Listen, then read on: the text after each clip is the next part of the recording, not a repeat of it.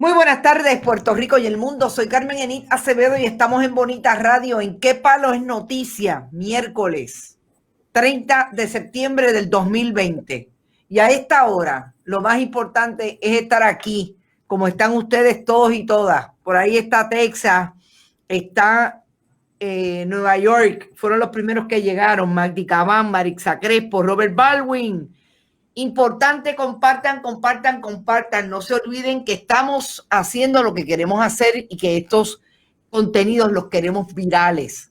¿Para qué? Para que usted pueda escuchar todos los miércoles a las 5 de la tarde la sección de estrategia y comunicación que compartimos con la compañera comunicadora Brenda Reyes Tomasín. Y hoy tenemos un debate interesante, una conversación interesante, precisamente sobre debates. Porque esta mañana yo empecé, Cupey está por ahí, Nebraska, me encanta cuando viene Cruz Aguirre de Nebraska, allí se debe hacer frío, caramba. Aquí te dicen la verdad, interesante, California también está por ahí, las amigas Ruiz, Florida, la diáspora presente, la diáspora siempre se activa, y en Puerto Rico todo el mundo, por ahí está Trujillo Alto, ya lo dije, está Sandra García desde Boston, Javier Jiménez Díaz, Rafael Tardes, Nación, buenas tardes y Nación despierta, dice Rafael Torres, Carlos Vélez Ortiz. Hablaba, y primero tengo que decir que no se olviden que estamos en bonitasradio.net, que en bonitasradio.net usted puede ir y colaborar con este proyecto a través de PayPal o tarjetas de crédito. También puede hacerlo a través de cheques o giros postales enviados a Fundación Periodismo Siglo XXI, a la dirección PMB 284, P.O. Box. Si el señor director me lo pone por ahí, sí, él lo pone. Lo que pasa es que soy yo la que me pierdo y no lo veo. Fundación Periodismo Siglo XXI, PMB 284, P.O. Box 19400, San Juan, Puerto Rico 00919-4000. Igualmente está por ahí Liana Fernández de Pembroke Pines. Iliana, saludos. Igualmente pueden hacerlo a través de Fundación Periodismo en su ATH móvil en la sección de negocios. Yona Muñiz, Tere Hostos Olivar dice que no la veo. ¿Cómo que no la veo? Las Piedras, a la Mojica también está por ahí. Bueno, por ahí está todo el mundo. Yani Moreno, Trujillo Alto en la casa, Madriel Rodríguez Caloca, saludos. Bueno, Santurce. Como el debate de anoche, dice Iliana Fernández. Iliana, no nos cuques, vamos a eso. Vamos a empezar por la encuesta que publica hoy El Nuevo Día. Yo di un adelanto esta mañana de lo que yo pensaba, pero quiero comparar notas con la amiga comunicadora Brenda Reyes Tomasini. Buenas tardes, Brenda. Buenas tardes, Carmen. Buenas tardes a todos. Bueno, Brenda, yo quiero empezar contigo en algo que tú y yo hemos discutido de alguna manera en otras instancias, que tiene que ver con ese demográfico 18-34 que sabemos es el grupo al que apela el nuevo partido Victoria Ciudadana. Yo decía esta mañana que a mí me parece que en términos de comunicación, para empezar, desde abril del 2019, en Bonita Radio nosotros hicimos un análisis con el colega periodista Juan Hernández, que planteaba que nos parecía que Victoria Ciudadana quería salir de arriba hacia abajo a buscar adeptos. La organización, y ustedes no me dicen nada y no tengo los espejuelos correctos, la organización de un partido, de una colectividad política, tiene que darse, y tú me corriges si piensas todo lo contrario, para mí tiene que darse sobre una base que se va nutriendo de adeptos, se suman y logran la posibilidad de penetrar en el escenario político desde la estructura de una elección. Siempre dijimos en aquel momento que nos parecía que Victoria Ciudadana había empezado al revés. Personalidades, en el caso de Alexandra Lúgaro y otros que estaban alrededor de ese directivo, para entonces ir a buscar los adeptos. Como si eso fuera suficiente. Y recordemos que no había ocurrido el movimiento hacia el Ricky renuncia. No se había dado la crisis política que se le dio a esta administración. de gobierno. Hasta ahí, cuando yo veo los números de esa encuesta, precisamente me justifican o me evidencian aquel análisis. El crecimiento de Victoria Ciudadana, aunque bien puede ser sostenido en 18 a 34 años, no lo es con relación a los mayores de 34 años. Y este es un país viejo. En principio, vamos por ahí. ¿Qué tú crees? Pues mira, Puerto Rico tiene una demografía que se mueve de ese público que es mayor de 34, la población en Puerto Rico de 65 años o más. Los últimos números que había mirado es más del 32%. O sea, Puerto Rico es un país que va envejeciendo. Aquí la tasa de natalidad ha bajado y yo creo que lo comenté, no sé si fue la semana pasada o la anterior, el documental en serie Más allá del censo del demógrafo Raúl Figueroa y su esposa Idania Rodríguez Ayuso, también doctora epidemióloga, es un claro reflejo de la población que tiene Puerto Rico. Somos un país viejo, no somos un país, aquí la tasa de natalidad es de las más bajas que hay del mundo, en el hemisferio y en las Américas. Así que Victoria Ciudadana ha llegado a ese grupo de jóvenes que crecieron en un Puerto Rico donde no había la bonanza económica, ¿ok? Así que ellos le están hablando a ese grupo que ha crecido en la precariedad, ese grupo que ha crecido en un país donde no hay oportunidades. Por eso es que han encontrado un buen, ¿cómo se dice en inglés? Sounding board. Han encontrado un lugar y han penetrado acertadamente. Las elecciones pasadas, el uso de redes sociales fue determinante en cómo ellos llegaron a ese grupo que si tenían 18 en las elecciones pasadas, hoy tienen 22, 23 años, pero también están llegando a un elector que está votando esta vez en las primeras elecciones. Y eso pues ciertamente es bueno porque están motivando a la gente a votar. Ahora, si tú te quedas abajo y no llegas entonces a donde está el grupo grande, pues entonces el esfuerzo se queda en esos números que vemos reflejados en la encuesta del Nuevo Día. Tenemos que recordar que Victoria Ciudadana ha comunicado acertadamente, ha utilizado las mejores herramientas, muy buenas estrategias de comunicación para llegar a ese público joven. O sea, que el partido tradicional, y lo hemos dicho en muchísimas ocasiones, Pedro Pierluisi y Charlie Delgado Altieri, fallan gravemente en hacer ese engagement, que es como se le llama en inglés, esa conexión. Ese llegar a ese público joven. Y entonces ahí es donde tú lo ves reflejado, las estrategias de comunicación de Victoria Ciudadana, el video famoso, plagiado o no plagiado, copiado o no copiado, como ellos lo quieran decir. Claro. Pero ellos han llegado a ese público. ¿Qué pasa?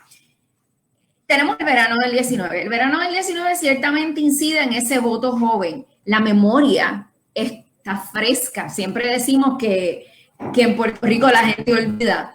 Pero ese grupo demográfico nos ha enseñado que ellos no olvidan. ¿Y por qué no olvidan? No olvidan por su juventud.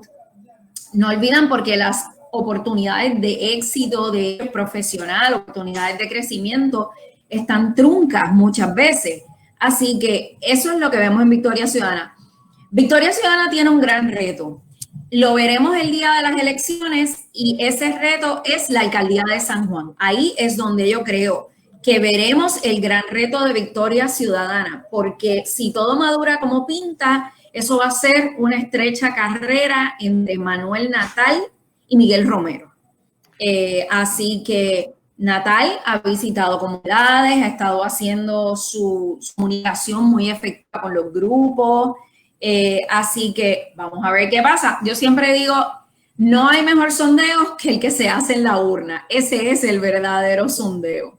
Mira, con relación al asunto de San Juan, vamos a ver la encuesta mañana, porque el Nuevo Día la publica mañana. Quizás esta noche ya podemos ver algo.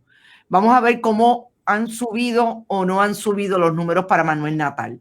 El problema que tiene Victoria Ciudadana en San Juan son dos, y es el asunto de que En San Juan hay un grupo, si no grande, casi total, o el 80% de los empleados municipales de San Juan, que es una de las nóminas más grandes, y que yo no sé cómo lo logró Santini, pero casi todos votan en San Juan, si no todos. Gente que no vive necesariamente, porque eso ha sido una denuncia de mucho tiempo. Y el demográfico de San Juan, además de ser estadista, son 60 plus. Volvemos ahí con lo mismo. Si Victoria Ciudadana, Manuel Natal ha podido penetrar esos grupos, yo creo que podemos estar viendo una elección, como tú dices, entre uno y otro.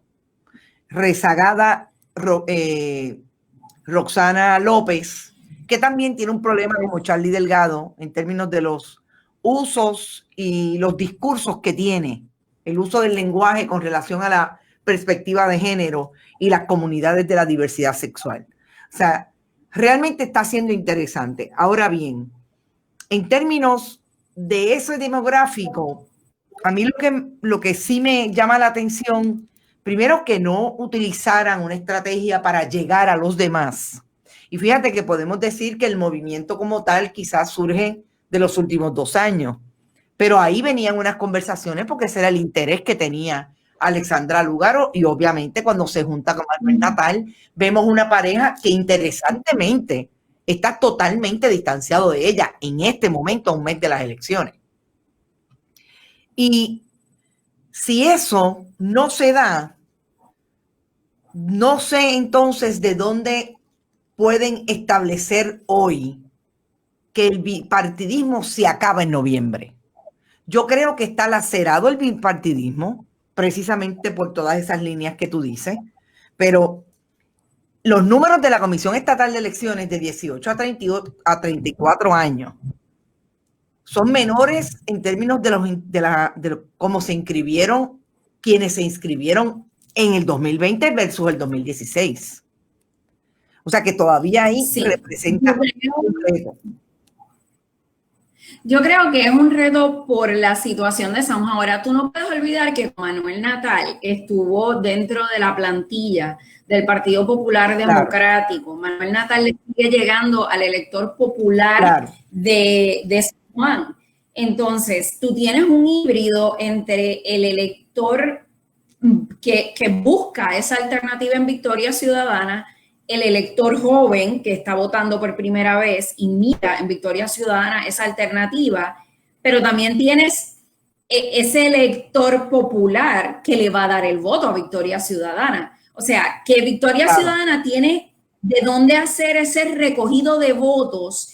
Y como te digo, yo creo que Natal, yo siempre separo a Natal y a Mariana Nogales porque han hecho unas campañas que yo encuentro que han sido muy puntuales en la forma en la que se comunican.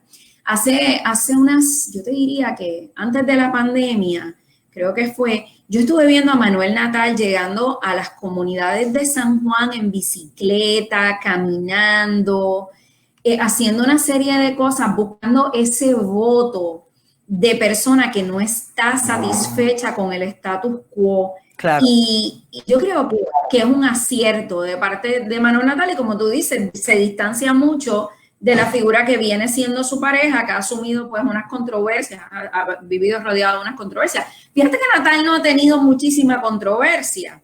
Natal pues... Yo diría que sí, no ha tenido ninguna. El PNP no ha tenido ninguna. El PNP trató en su momento, el Partido Nuevo Progresista, de sacarle, como digo yo, algunos trapitos al sol, pues porque sabemos que él denunció el esquema de Ricardo Rosselló y fue un fiel opositor a la figura de Ricardo Rosselló.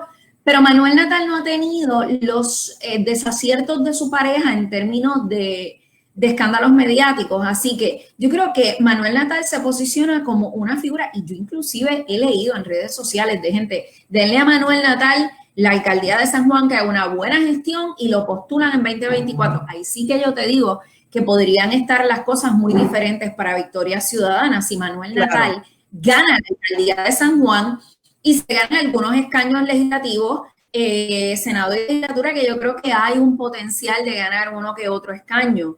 Claro. Así yo creo que el panorama es muy...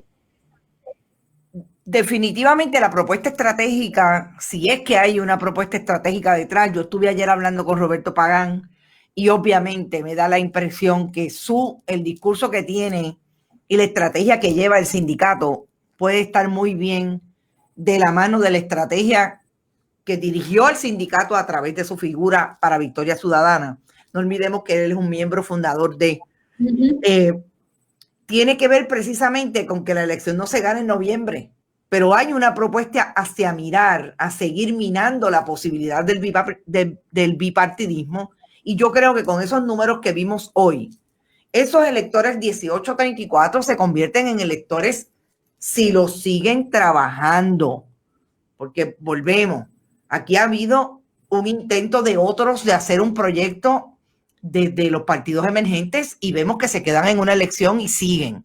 Si este partido continúa haciendo un trabajo o empieza haciendo un trabajo de base ya a más largo plazo, yo no tengo la menor duda de que, como dice Alexa Paola, no cala ya el bipartidismo. Ya esas estructuras anquilosadas quedaron ahí y además que no se renuevan, porque si tú dices, hay una renovación incluso en el discurso, pero bendito si Charlie Delgado todavía está hablando, no se atreve a hablar de perspectiva de género porque no lo conoce. Y el Partido Popular... Sí, y yo creo que una expresión de un discurso con Alejandro García Padilla de acogerlo, o sea, realmente tienen un problema de fondo. Sí, mira, realmente yo creo que hay el debate de estos días. Acuérdate que el sondeo del Nuevo Día, que es el único que se hace en Puerto Rico. Encuesta. O sea, los partidos hacen sus sondeos individuales, pero este es el único que tenemos en Puerto Rico. A diferencia de Estados Unidos, por ejemplo, que tenemos algunos sondeos muy famosos, empresas que hacen sondeos, universidades. Vienen sondeos, por ejemplo, del famoso Marquette Poll, que hace la Universidad de Marquette en Wisconsin, te dejan saber dónde están parados esos candidatos y llevan, ¿verdad?, la trayectoria de cómo se van desplazando los candidatos a través, la progresión de cómo están los candidatos, inclusive a días antes de las elecciones. Entonces, ese sondeo del Nuevo Día se hizo antes del debate de Convénceme del domingo. Yo creo que ese debate fue sumamente acertado en develar unas posturas, o sea, y en donde estamos a 34 días de las elecciones, lo que está pasando diariamente en las redes, en los medios de comunicación, es bien importante. Recuerda, no tenemos la campaña de a pie, no podemos estar visitando lugares, haciendo mítines políticos, cierres de campaña. El COVID lo ha cambiado todo. Claro. Entonces, al irse más una campaña hacia las redes y enfocarse en los debates, pues mira, estamos viendo ahora mismo el cambio. Por ejemplo, Charlie Delgado tenía esos números y yo te aseguro que si tú vas hoy a la calle, la gente te va a decir otra cosa, porque inclusive las cosas que están pasando en el país, el lunes encuentran el cadáver de Rosimar, tenemos hoy el asesinato de una chica trans, o sea, estamos hablando de los asuntos que mueven al país en términos de comunicación y nosotros como comunicadores estamos viendo que tenemos un escenario cambiante todo el tiempo. Ahora bien, muy diferente ha sido Victoria Ciudadana. Alexandra Lúgaro lució bastante bien en este debate, un poco más mesurada. Sí. Vimos, por ejemplo, ese compartir de fotos en redes sociales de ella y Manuel Natal.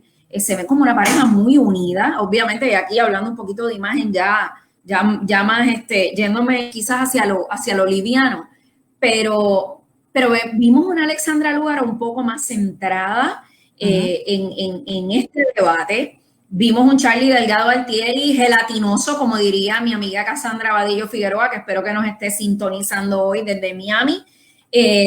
Gelatinoso porque trataba de salir, pero no podía. Estaba en una gelatina de la situación.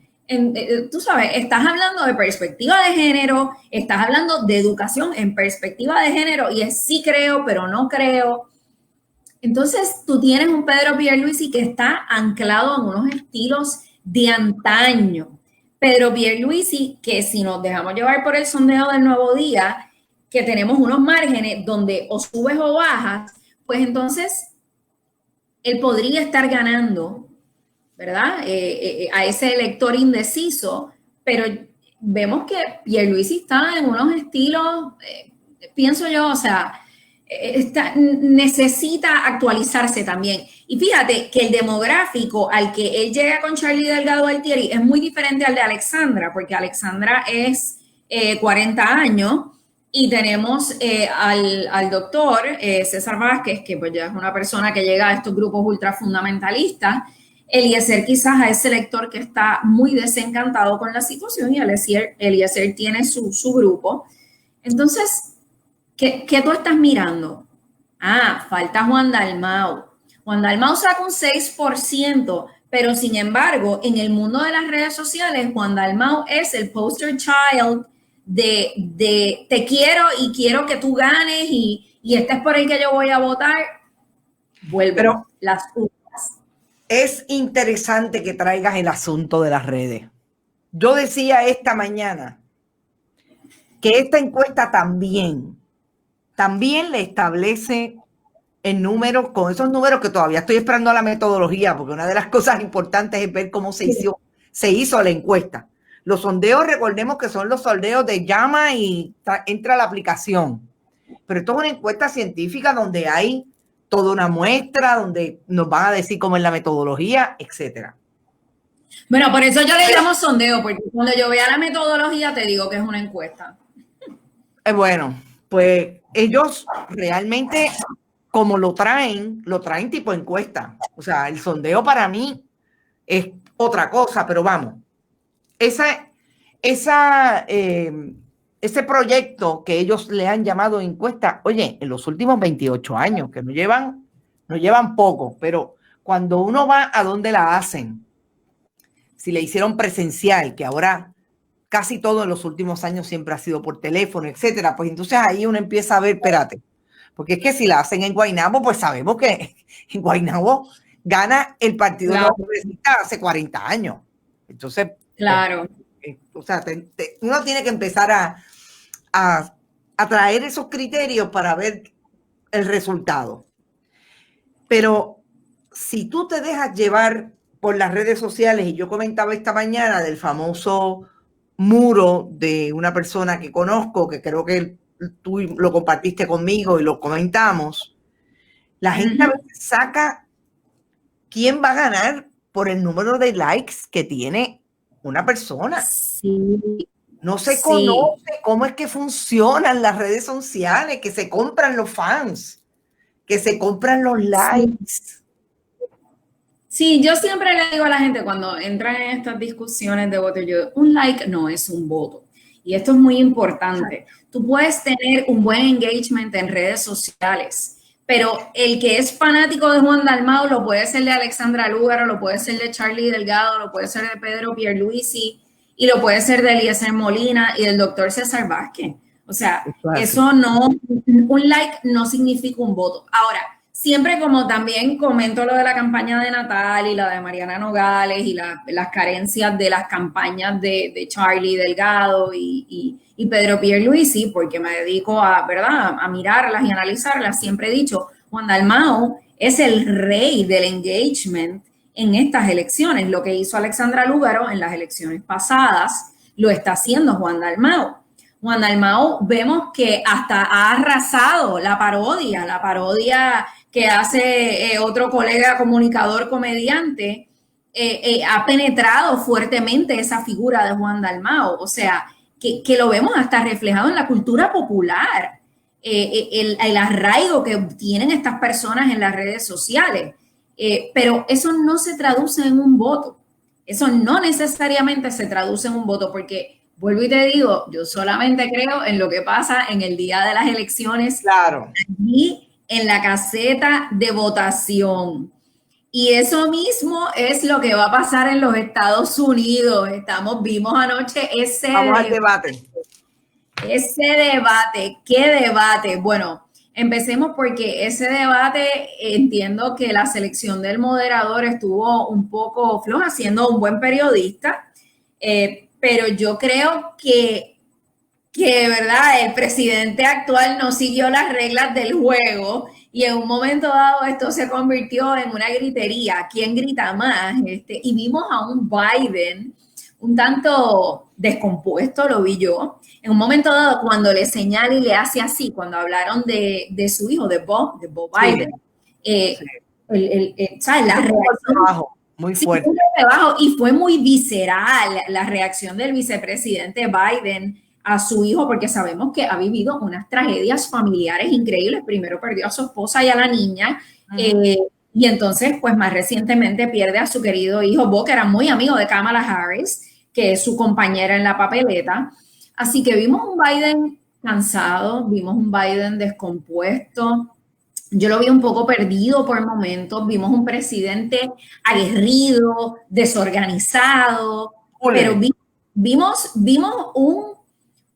una gritería. Fue lo que vimos ayer por debate. Oye, Carmen, y es la primera vez en la historia de los debates presidenciales que la Comisión de los Debates Presidenciales tiene que cambiar las reglas de un debate, porque ya hoy estaban hablando del cambio en las reglas del debate.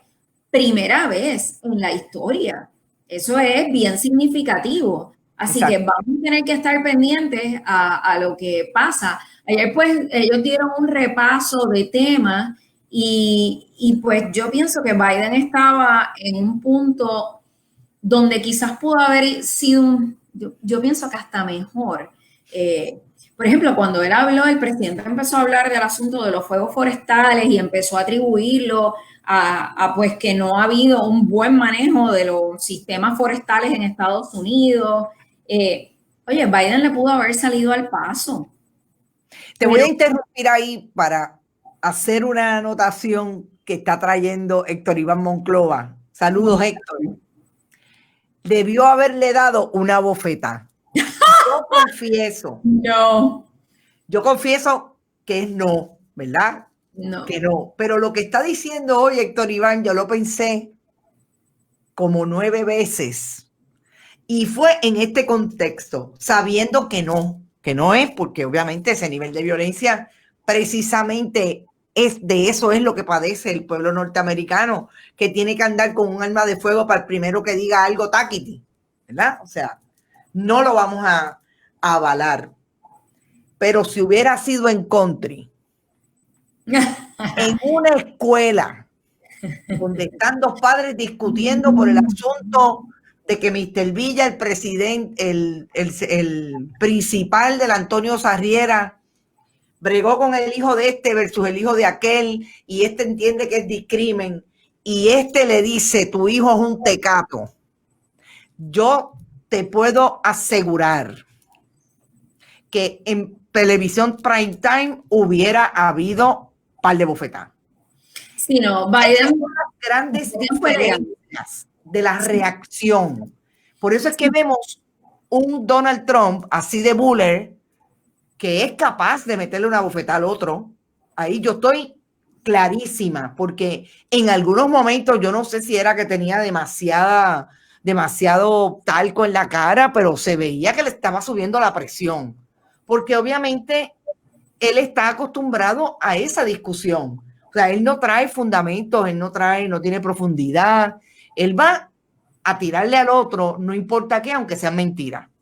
Pero quería traer la anotación porque yo decía, wow, eso llega a ser, mire, y vamos a pensarlo desde una posibilidad también cultural en términos de lo viscerales que podemos ser en la discusión los latinoamericanos. Yo pensaría que eso mismo se estaba planteando, como se lo planteó Héctor Iván, un mexicano, un guatemalteco, un salvadoreño, pero mira, si llega a ser en mi barrio le hubiera metido 4 bofetas. Pero no, bueno. Yo creo que quitó mucho el tono aguerrido del debate y la falta de control de parte del moderador. Claro. Porque yo creo que aquí el gran problema fue la falta de control del moderador. Y yo creo que eso le quitó la importancia a la discusión de temas tan medulares como ha sido el asunto racial en los Estados Unidos. Claro, el En los Black Lives últimos Matter. meses, digo, y se mencionó el crimen de Breonna Taylor, y se mencionó, ¿verdad? Todo lo que ha pasado en los últimos meses. Pero eso me lleva a otro punto, que fue lo que pasó aquí en el debate del Canal 11 de Convénceme. Y yo creo que ayer lo mofaron en un programa de televisión y yo no me gusta mucho la mofa, pero lo voy a señalar como comunicadora. Yo creo que el periodista, el comunicador, siempre se debe a una forma de ver las cosas objetiva, no subjetiva. Tú no te puedes insertar dentro de la discusión. Tú puedes tú puedes tener empatía y tú puedes decir el pueblo puertorriqueño o yo como el pueblo puertorriqueño o todos en Puerto Rico, a yo decir esta preocupación mía propia personal. O sea, no. O sea, yo creo que el canal falló gravemente en la coordinación de este debate. La pregunta tipo Miss Universo, ese formato tan de espectáculo, tanto que hemos criticado eso y lo hemos hablado en muchas ocasiones. O sea, claro. El periodismo pierde su seriedad cuando lo tomamos como un espectáculo. El periodista no es el protagonista de la noticia es su propia protagonista. O sea, lo que pasó. Y eso es bien marcado, tanto pasó en el debate en Estados Unidos, que no hubo control de parte del moderador. Ahora están hablando de cambiar las reglas de debate. A mí me preocupa porque, then again, volvemos. Tiene que haber un control de parte de ese moderador o comunicador para guiar la discusión, porque el pueblo va a tomar una decisión a la hora de votar basado en una información. Entonces, esta información debe ser de un consumo donde el espectador pueda hacer la famosa, lo que a mí siempre me gusta señalar de la comunicación, el emisor y el receptor y el canal y el mensaje y la decodificación, el famoso gran esquema de la comunicación. O sea, el moderador está ahí para ayudar al elector que está utilizando un medio de comunicación, que es el televisor en este caso, a descifrar ese mensaje, a decodificarlo y a convertirlo en una acción. Entonces, el rol del moderador se hace sumamente vital e importante.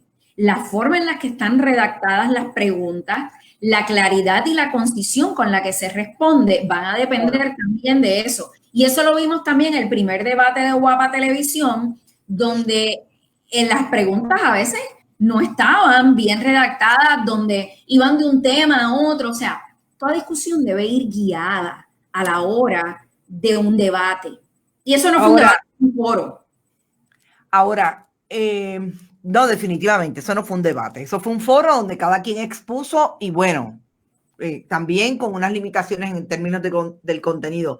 Solo para decir que Gisette creo que es Sigfredo, no es periodista. No. Entonces yo creo que también ahí hay un mal de fondo. Y mal de fondo en términos de, yo hacía la comparación de que ese canal tuvo un excelente departamento de noticias que precisamente destruyeron para crear lo que hay ahora, para sacar la unión, porque realmente son los subterfugios que crea el patrono para destruir la unidad apropiada. Si llega a ser un periodista y está dirigido por ejemplo, Linda Hernández, que fue la directora muchos años de ese noticiero, yo te aseguro que la estructura y la construcción de ese foro, incluso si no es un debate y es un foro como lo hicieron, habría sido otra.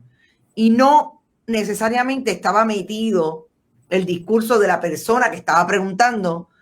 Y me parece que en ese sentido es que ayer ganó muchos adeptos ese paso de comedia que se hizo sobre el debate, porque la persona estaba todo el tiempo repitiendo, esto es una preocupación personal muy mía, personal, o sea, realmente en tono de burla, ¿no?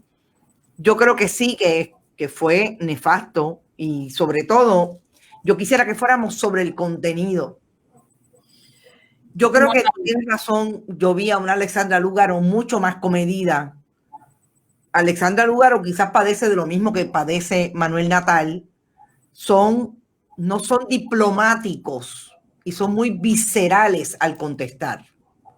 Yo puedo dar fe de 2 instancias en que cada uno ha tenido intervenciones, no solamente conmigo como periodista, sino con otros periodistas. La manera en que le contestan en Twitter, o sea, parecería una actitud generacional que han traído a la política, y yo pienso que eso es un grave error, que es un poco lo que le pasa con Salvando las Diferencias de Contenido al hijo de Héctor Ferrer, que realmente las posiciones, tú dices, pero ¿cómo es posible? Este muchacho aspira a ser, y de hecho fue el que más votos sacó en esa primaria. Pero bueno, yo creo que en su performance, en su proyección, la manera en que actuó y dijo, cambió y me parece que mejoró bastante. Sí, yo la vi muy comedida, Alexandra Lúgaro. Creo que también lució mucho más segura que en el debate anterior, en el de Guapa Televisión, en este foro lució mucho mejor. Inclusive con la famosa pregunta, ay, ¿de a quién traerían? Me parece, ese formato me confundió mucho, porque esa pregunta tipo Mis Universo, ahí me perdieron. Porque yo dije, específicamente la pregunta de si contrataría a alguno de... Bueno, está la pregunta de si contratarían a uno de los compañeros, sí, pero también está la pregunta donde tenían que irse tipo Mismo Universo, que esa fue la famosa pregunta cargada con personalismo de parte de la persona que estaba moderando. Yo creo que estas 2 preguntas fueron sumamente decisivas en la noche para ver esa reacción no verbal de los candidatos cuando escuchan, o sea, tú tienes unos microsegundos para captar esa reacción. Y yo vi a una Alexandra Lúgaro más cómoda, más en control, más con postura. Como te dije, vi a Charlie Delgado gelatinoso. Pierluisi, pues en el otro debate cogió muchos cantazos. A este lo vi un poquito más en pie firme. Eliezer, pues, es muy dicharachero, muy relax, ¿verdad? Él llega a esos debates y él tiene su forma muy particular de ser. El doctor puede ser muy lento.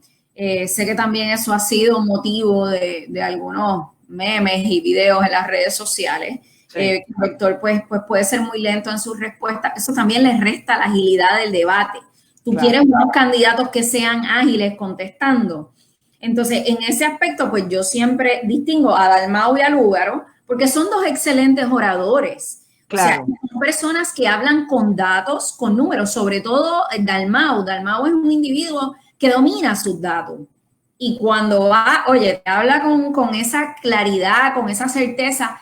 Vi que simplificó un poco la situación del tema económico. Entiendo también que estos son formatos muy cortos, muy breves, donde quizás ellos no pueden profundizar. Sé que también se dividen los debates por formato. La semana que viene tenemos el gran debate ambiental. Vamos a estar muy atentos. Lo estaré analizando, mira, con puntita.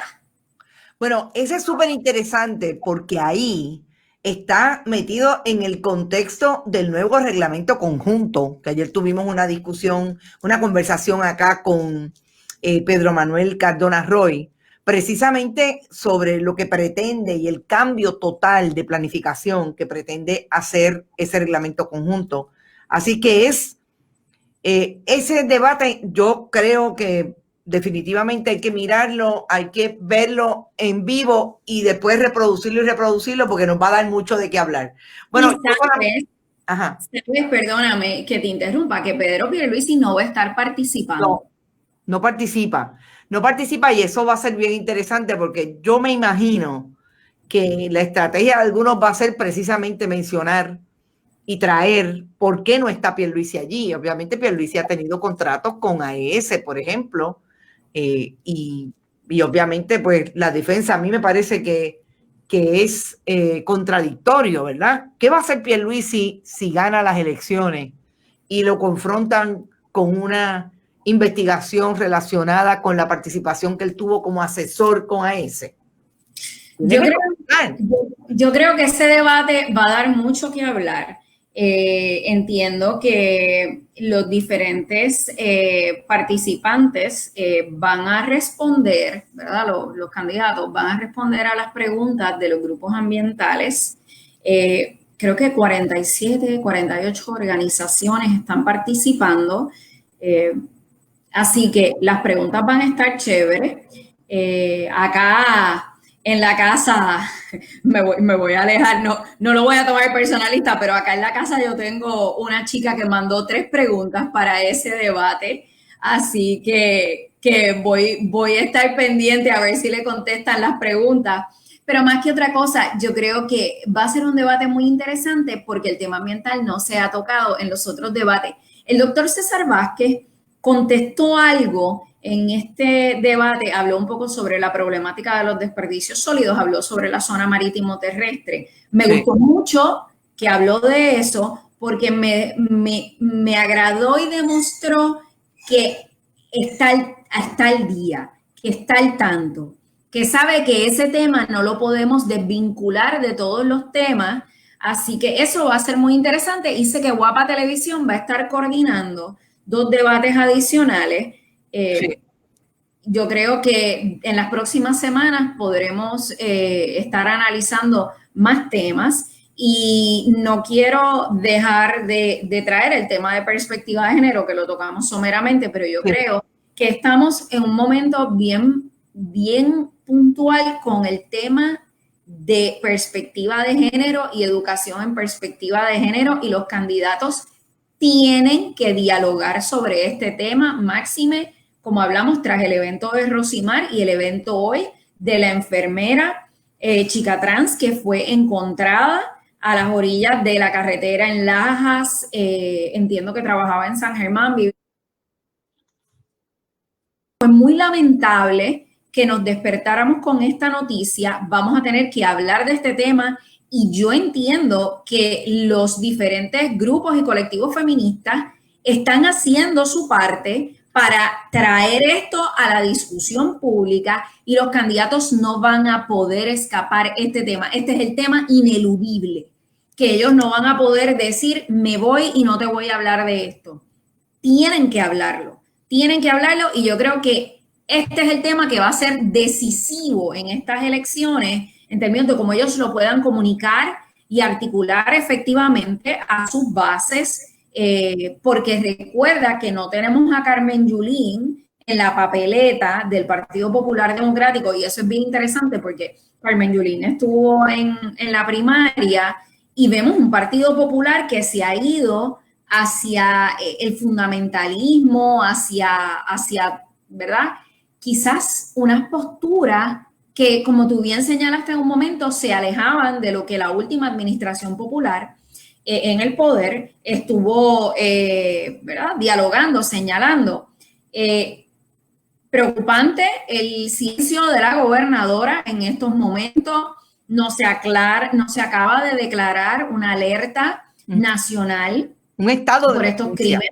Lo que estado de emergencia fue una alerta el año pasado. Una alerta, tú tienes razón, es un estado de emergencia, lo que no se ha declarado, que necesitamos que se dé, y vamos a ver también cómo quizás los candidatos varones abordan esto, porque sabemos que Alexandra Lúgaro ha formado parte de las manifestaciones y la hemos visto, y sabemos cómo ella se ha expresado sobre este tema, pero no así los otros candidatos que como que por eso fue que Charlie y Pedro Pierluisi se quedaron silentes aquel día en el debate de Guapa Televisión cuando se estaba dialogando sobre el tema de la perspectiva de género. Así que tenemos unas semanas muy interesantes para ver cómo los candidatos a la gobernación abordan estos temas medulares en los debates y en los diferentes foros en los cuales ellos se expresen. Y mañana veremos la encuesta o sondeo del nuevo día. Yo quisiera ver la metodología. Sí. Es bien importante ver una metodología, porque si yo no veo una metodología, yo por lo menos como profesional lo tiendo a llamar sondeo. Oye, porque no sabemos si llamaron a la gente por teléfono, no sabemos si le mandaron un cuestionario, no sabemos si fueron a sus hogares. tamaño de muestra. Habiendo trabajado en el Nuevo Día por 10 años, que ellos hacen una metodología de encuesta. Yo no tengo la menor duda. A mí siempre lo que siempre me creó muchas dudas eran los lugares que escogían para ir a hacer las encuestas. Y antes eran casa por casa. Ahora sé que hace por lo menos 7, 8 años están siendo por teléfono. Así que vamos a ver lo que viene, y yo soy igual de suspicaz con el asunto de las encuestas y los sondeos, porque una vez veo la metodología puedo pues ser un poquito más clara en términos de lo que traen, porque está impactado definitivamente por la metodología. Lo que yo tengo que decir con relación a la perspectiva de género es que a mí me ha dado siempre mucha pena que los medios de comunicación en Puerto Rico no hayan hecho lo que estamos viendo hoy que tampoco hacen los partidos políticos. El estado de emergencia que se ha tratado de colocar desde una orden ejecutiva por parte de las organizaciones de base, que se está negociando con el gobierno desde el año pasado, pero se lleva pidiendo 2, 3 años, precisamente por lo que está ocurriendo en esa violencia que hoy le cobró la vida a otra mujer trans, Michelle Ramos.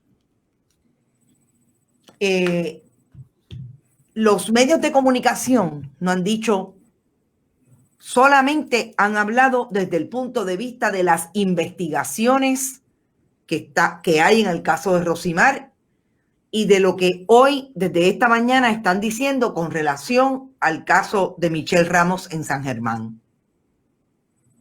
Y yo creo que la misma, esa manera de invisibilizar de Charlie Delgado, de Pedro Pierluisi, del propio Eliezer Molina, que no lo hemos escuchado diciendo ni siquiera la palabra perspectiva, es lo mismo que han hecho los medios de comunicación tradicionales con relación a ese tema.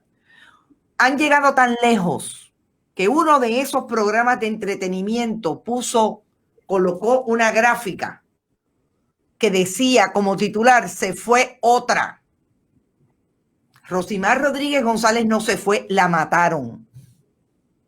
Y a mí me parece que dentro de todo lo que nosotros tenemos que hacer como medios de comunicación responsables y desde las diferentes estructuras, la Escuela de Comunicación, tú lo sabes, lo hacía por lo menos, cuando los medios tradicionales le abrían la puerta a los diferentes profesores y académicos para hacer crítica de medios. Y nosotros tenemos que tener la piel tan dura como la tienen que tener los políticos, porque nosotros no somos perfectos y aquí no hay nadie haciendo cosas maravillosas que dejan de tener en efecto algún error o algún sesgo que pueda aparecer y que en efecto se convierta en un sesgo prejuiciado con relación a los diferentes temas. Así que yo creo y te agradezco mucho que hayas traído tu posición con relación a la perspectiva de género, porque aquí no se va a acabar. Nosotros vamos a seguir insistiendo en el tema y no puede ser en el día o en el momento en que maten a una mujer. Tiene que ser siempre. Y traer la información. Abordar el tema, Carmen, abordar el tema requiere mucha sensibilidad y creo que lo comenté ayer en los comentarios de Bonita Radio cuando me uní por la mañana. Hay que educar a ese policía, ese oficial de prensa. Hay que educar al periodista. O sea, y aquí como comunicadora relacionista me tengo que poner el sombrero yo también. Y sabemos, una lectura crítica a los medios de comunicación nos va a dar que estos temas quizás no se abordan con la sensibilidad apropiada. Exacto. Pero también nosotros como comunicadores tenemos que hacer ese trabajo y el periodista específicamente tiene que hacer ese trabajo porque, como dice la compañera Sara Justicia, Sara trabajó muchos años cubriendo a la policía para varios periódicos. Primera Hora, casi siempre. Sara los otros días me escribe y pone, estas niñas tienen familia. Estamos hablando que el morbo muchas veces, y esto ha sido ampliamente discutido en los salones de comunicaciones, y yo recuerdo cuando yo estudiaba en COPU, maestría, que se discutía esta situación del morbo.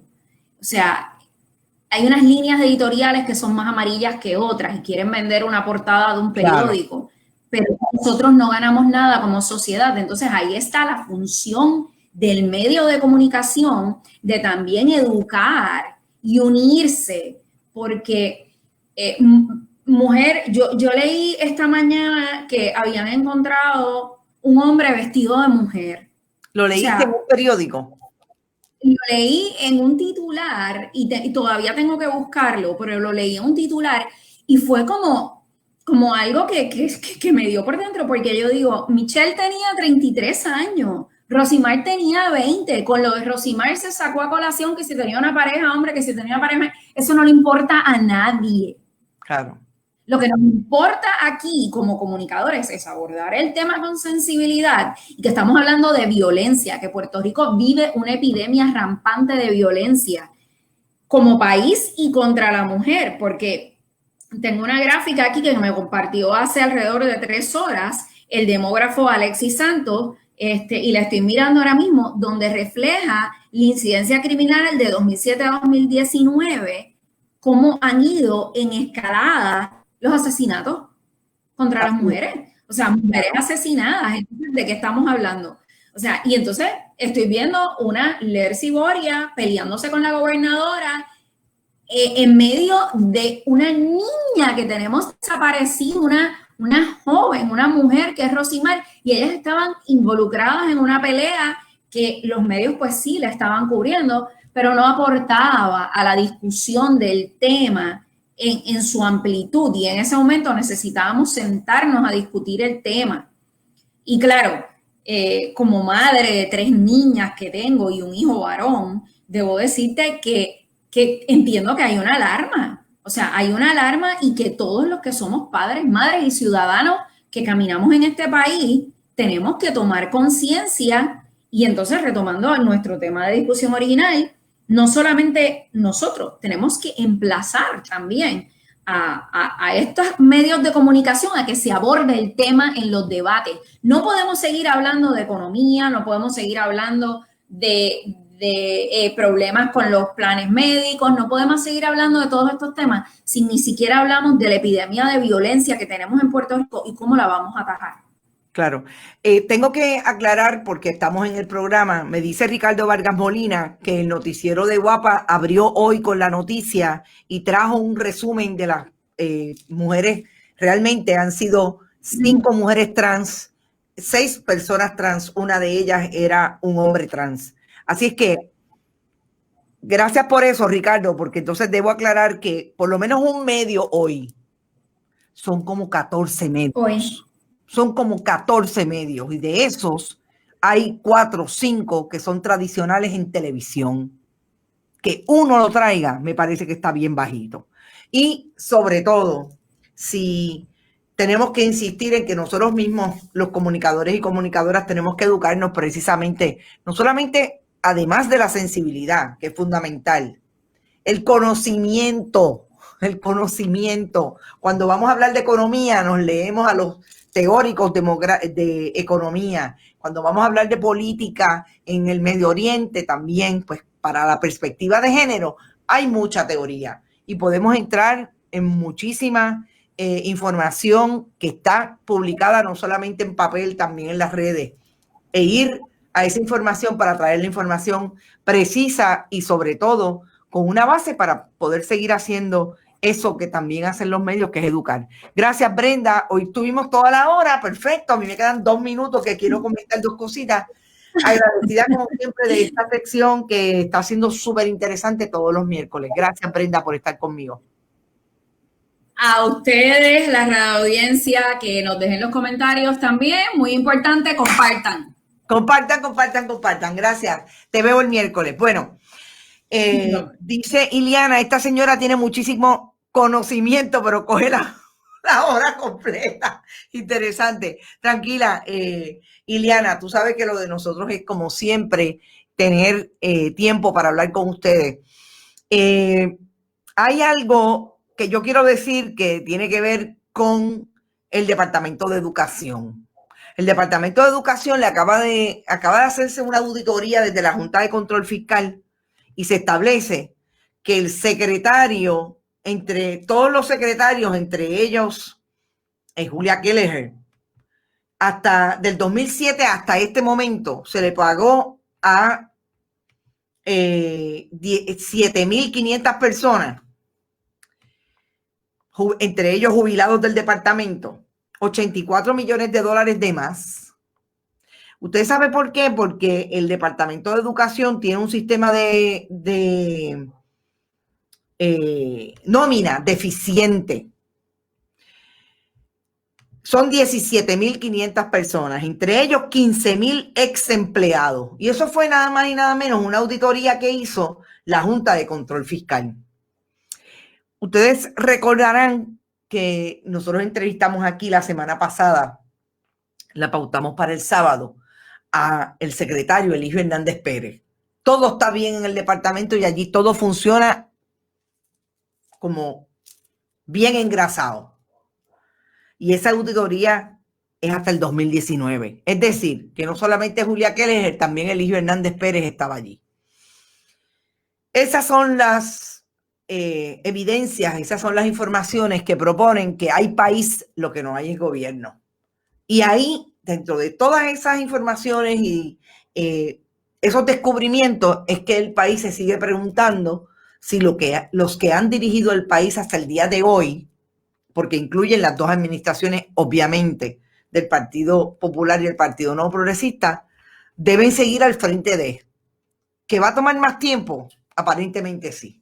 Yo realmente no creo que se resuelva en noviembre, pero si se hace lo que se tiene que hacer y hay movimientos de base y hay trabajo relacionado para que la gente empiece a cambiar ese chip, yo creo que, como dice Alexa Paola, ya el bipartidismo no cala y aquí puede haber un cambio a posteriori. Y también una auditoría de energía eléctrica. Sí, porque acuérdate que son todas las auditorías. Ahora la Junta está en el momento de publicar las auditorías. Qué interesante, a un mes de las elecciones. En la piquita, el Departamento de Educación es la piquita donde se roban los fondos públicos. Sí, había todo, pago de vacaciones, licencia, y no es exclusivo del DE. Yo estoy segura que no. Yo me imagino esto en el Departamento de Justicia, en el Departamento de la Familia. ¡Ja! Vamos a ver lo que va a pasar ahí.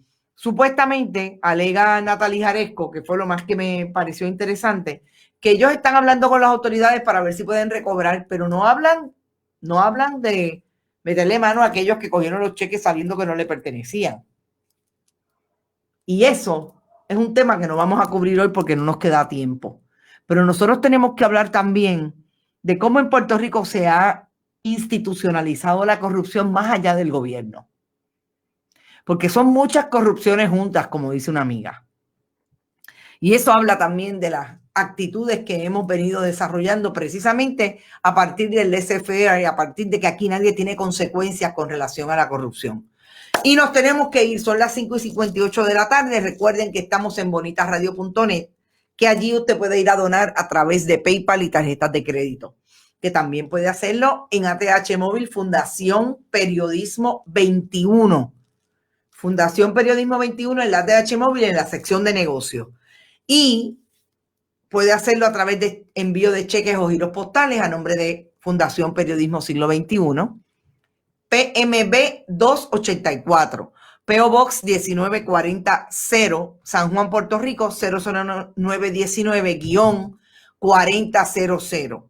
Hoy fui, para aquellos que han tenido problemas con esta dirección, aparentemente es un problema del Correo General de Estados Unidos. Recuerden que ellos son los que estructuran el correo en Puerto Rico. Y me dijeron en el PO Box que tenemos privado, que obviamente ellos lo reciben a través del correo general, que aparentemente allí pues tienen unos problemillas, ¿verdad? Hay una gente que parece que no ve bien y entonces como que no lo ubican. Pero ya eso está por ahí trabajándose. Así que si puede, envíelo, que lo recibimos. Gracias por otro interesante programa. Gracias a ti, Silvia, por siempre estar por ahí y gracias por el apoyo. Rosa Banch estaba por ahí también desde el oeste, como siempre. Gracias, querida, por estar. Excelente trabajo. Gracias a ustedes por los bombos y los platillos. Hacemos lo que queremos hacer. Nos fuimos. Éxito. Gracias, David Esperón, por tu ayuda siempre y tu compromiso con este proyecto. Y recuerden que pueden ir a iVoox, iTunes y Spotify, que allí están los programas como podcast. Y dentro de 2 minutos en YouTube. Nos vemos mañana a las 11 en Esto es lo Último. Éxito.